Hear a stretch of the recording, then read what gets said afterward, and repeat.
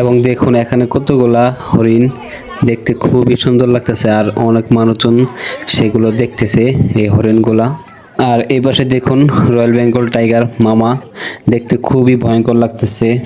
আর আমি সবচাইতে এই বাঘ দেখে সবচাইতে অবাক হয়েছি, কারণ এগুলা টিভির মধ্যে যেমন দেখতে, বাস্তবে তার সাথেও বেশি ভয়ঙ্কর দেখতে লাগতেছে এই বাঘগুলাকে।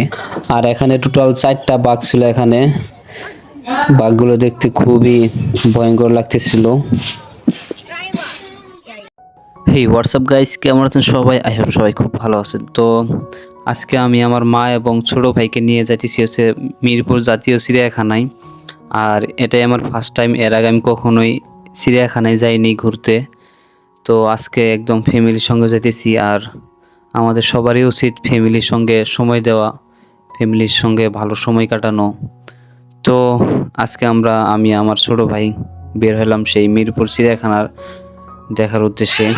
তবে অনেক দিন ধরে আমার ইচ্ছা ছিল মিরপুর চিড়িয়াখানায় যাওয়ার, কিন্তু সময়ের অভাবে যাইতে পারি না।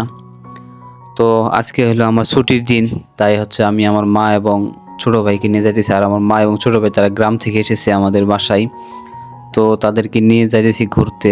আমার মা ওরও অনেক ইচ্ছা ছিল সেই মিরপুর চিড়িয়াখানায় যাবে, তো আজকে আমরা যাইতেছি। এবং সামনের সিটে দেখুন আমার ছোট ভাই রাকিব বসে আছে, আর পিছনের সিটে আমি আর আমার মা বসে আছি। তো আমি ঢাকা শহরে অনেক বছর ধরে থাকি, কিন্তু আসলে ঢাকা শহরের ভিতরে আমি কোথাও ওইভাবে ঘুরতে যাই না। আমি ঘুরতে গেলে হয়তো ঢাকার বাইরে অন্য জেলায়, হয়তো উত্তরবঙ্গে কিংবা আমার জেলা জামালপুরে, সেখানে হয়তো ঘোরাফেরা করি। কিন্তু ঢাকা শহরের ভিতরে আমি অতটা ঘোরাফেরা করি না, কারণ এখানে আমার একা একা ঘুরতে ভালো লাগে না। আর ছুটিও কম পাই, তার জন্য আমি ঘোরাফেরা কম হয় আর কি।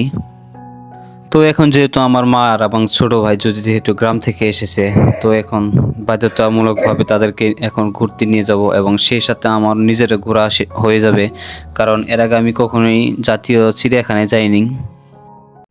তো দেখতে দেখতে আমরা এখন চলে আসি সেই মিরপুর 1 নম্বর। আর এখানে সবসময় একটু জ্যাম লেগে থাকে এখানে, যেহেতু একটা গোল চত্বর, আর এই জন্য এখানে সবসময় একটু যানজট লেগে থাকে, গাড়ি ঘোড়া চাপ থাকে এখানে সবসময়। আর আজকে হচ্ছে ছুটির দিন, তো এই জন্য রাস্তায় একটু গাড়ি ঘোড়া এখানে বেশি মনে হচ্ছে।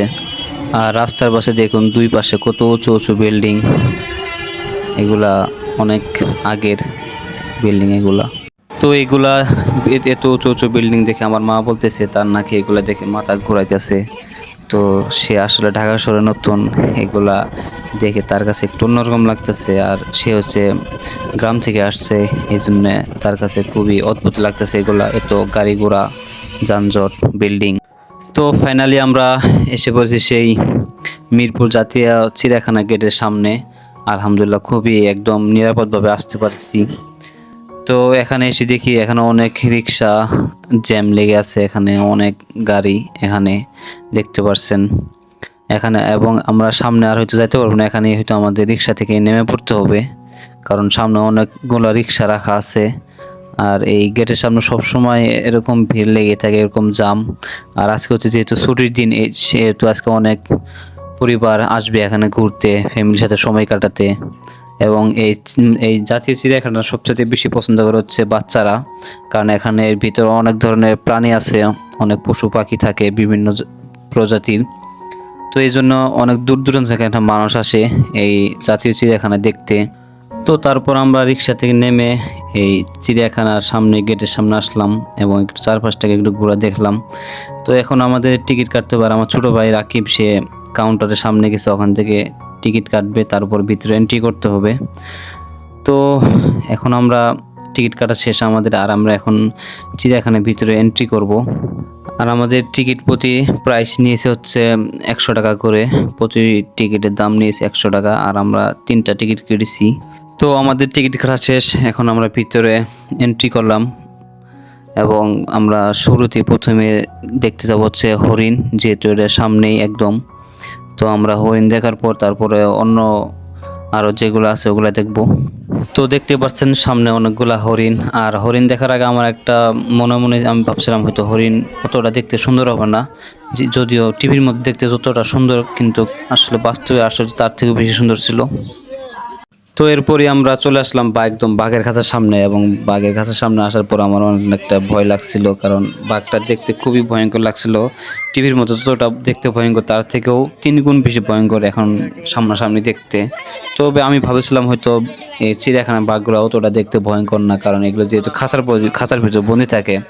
তবে কিন্তু আসলে এটা আমারই পুরোপুরি ভুল ধারণা ছিল, কারণ এগুলো দেখতে আসলে খুবই ভয়ঙ্কর লাগছিল, এবং মানে একদম রিয়েলিস্টিক, একদম যেরকম দেখতে সেরকমই লাগতেছিল দেখতে।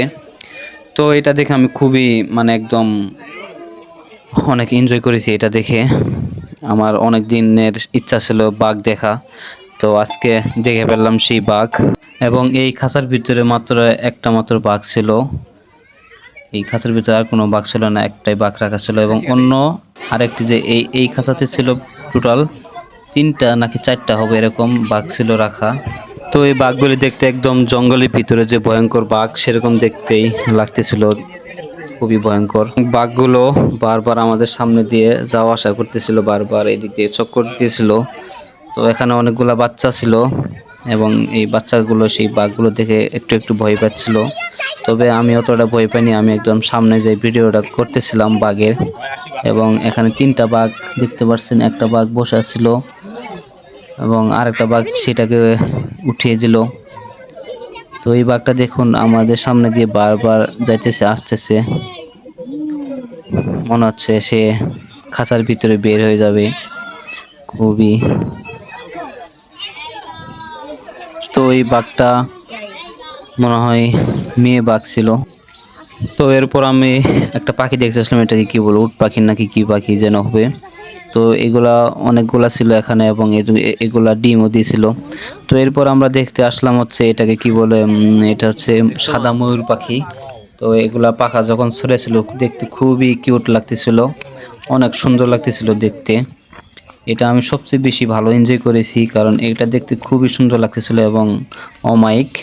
তো এরপর আমরা দেখতে আসলাম হলো বিভিন্ন প্রজাতির বক পাখি, এবং এই খাঁচার ভিতরে অনেক ধরনের বক পাখি আসলো। তবে এই ভিতরে যে খাঁচা, এগুলা ছিদ্রতে অতটা ভালোভাবে দেখা যাচ্ছিল না, তো যার জন্য আমি একটু সামনে আর একটু অ্যাঙ্গেল করে নিলাম।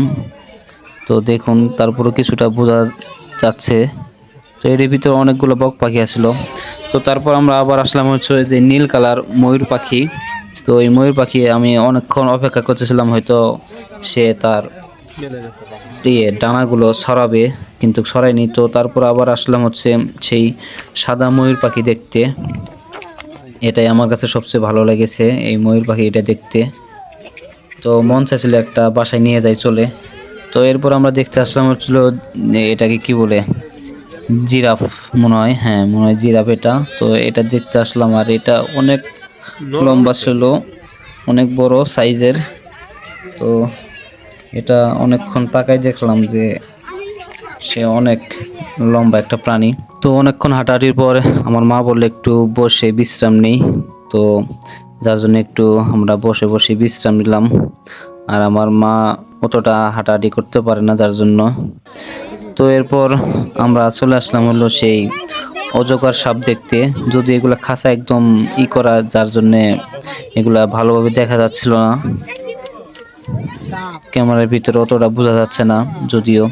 তো এরপর আমরা আছি ছিল জলহস্তি দেখতে। জলহস্তি গুলা তারা পানির ভিতরে অনেকক্ষণ ডুব দিয়ে থাকতে পারে, এবং তাদের গায়ে প্রচুর পরিমাণে শক্তি।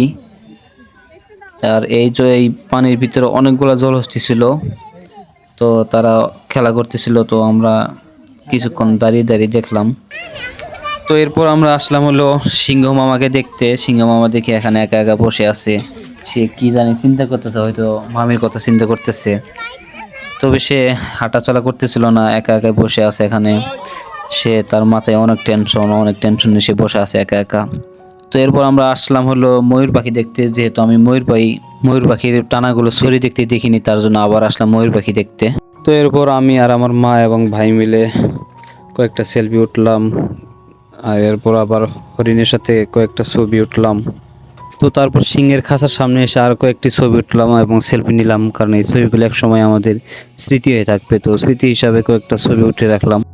তো এরপর আমরা চিড়িয়াখানা দেখা শেষ করে আমরা এখন বাইরের দিকে চলে যাচ্ছি, মানে গেটের বাইরে চলে যাচ্ছি, এখন বাসার দিকে চলে যাবো। আর সামনে দেখতে পাচ্ছেন আমার ছোট ভাই, সে হাত ধুতে ধুতে যাচ্ছে, দেখতে পাচ্ছেন। তো আমরা এখন গেটের বাইরে চলে যাচ্ছি, দেখতে পাচ্ছেন আমার মা এবং ভাই তারা সামনে যাচ্ছে। তো গেটের বাইরে এখন এসে ভাবতেছি কি করা যায়। তো সামনে গিয়ে দেখি একটা ওখানে ওই যে বক্সিং রাখা আছে, ওখানে বক্সিং করা যায়। তো বক্সিং এর এখানে আসে প্রথমে আমি একটু ট্রাই করে দেখি কতটুকু পাওয়ার উঠাতে পারি। তো তারপরে জোরে একটা সোজরে ঘুষি দিলাম, তারপর আমার বক্সিং এর পাওয়ার উঠেছে 800 নাকি 915 উঠেছে। তো আমি অতটা উড়াইতে পারিনি, দেখুন।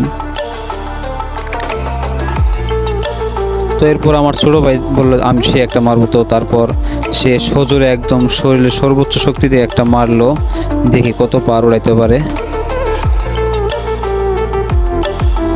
তো এখানে দেখতে পাচ্ছি আমার ছোট ভাইতে সর্বোচ্চ যে 999 পাওয়ার উড়ে পড়ছে, এবং এই পাওয়ার তুললে ফ্রি, এটা আর কি ফ্রি হয়ে যায়।